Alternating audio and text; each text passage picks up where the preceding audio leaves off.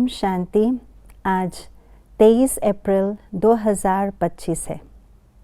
बाबा हमें आज रहम दिल बनने की बात कह रहे हैं। और रहम दिल किस विधि से बननी है, क्या आधार है रहम दिल बनने का, वो विधि, वो युक्ति आज के स्लोगन के द्वारा बता रहे हैं। आइए सुनते हैं आज का स्लोगन। अपने पूर्वज स्वरूप को स्मृति में रख सर्व आत्माओं पर रहम करो। पूर्वज आत्मा अर्थात सर्व धर्म के स्थापक आत्माएं और सर्व धर्म की आत्माओं के भी पूर्वज।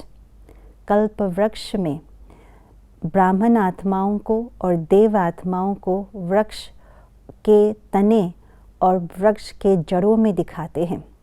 इसलिए बाबा कहते हैं ब्राह्मण सो देवता, अर्थात ब्राह्मण आत्माएं और देव आत्माएं ही कल्प वृक्ष का आधार है और उद्धार मूर्त आत्माएं हैं, अर्थात वे आत्माएं ही पूर्वज आत्माएं हैं, जिनके बाद सारे धर्म की आत्माएं धीरे धीरे आती हैं। अलग अलग शाखाओं में, अलग अलग पत्तों के रूप में ये आत्माएं देखी जाती हैं। बाबा ने कहा, अगर हम अपने आप को उस पूर्वज रूप की स्वरूप की स्मृति में रखते हैं और उन आत्माओं को देखते हैं, तो हमारे अंदर स्वाभाविक रूप से रहम की भावना आती जाएगी।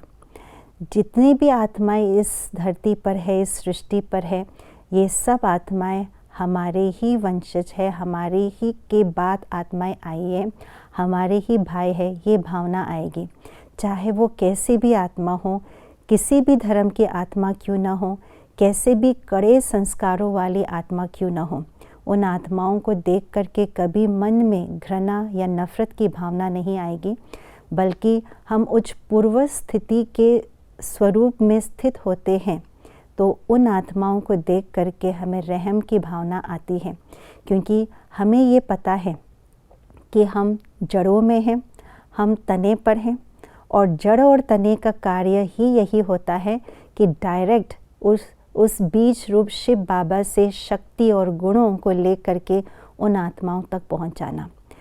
उन आत्माओं की कमी कमज़ोरी का जो कारण है, हम स्वयं को समझने लगते हैं और रहम की भावना से फिर से उन आत्माओं तक शक्ति पहुंचाने का जो कर्तव्य है, उसका बोध हो जाता है।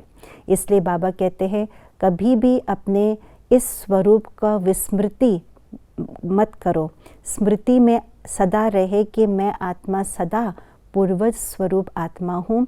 मुझे पूरे विश्व की एक एक आत्मा जो पत्ते के रूप में है, उन तक मुझे परमात्मा की शक्ति, परमात्मा के गुण पहुँचाने हैं, ताकि उनको भी शक्ति मिलती रहे।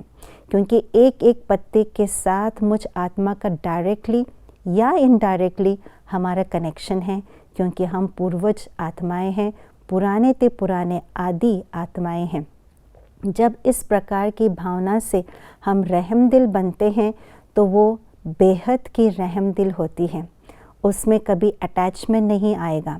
अगर हम रहम दिल बनते हैं बगैर इस स्मृति से कि मैं पूर्वज आत्मा हूँ, तो वो रहम दिल कई बार बाबा कहते हैं वो अटैचमेंट में बदल जाता है।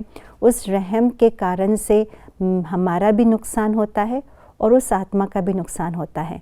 वो बेहद की भावना नहीं होती है, वो हद की भावना में रहम करते हैं, तो रहम भी हद का हो जाता है।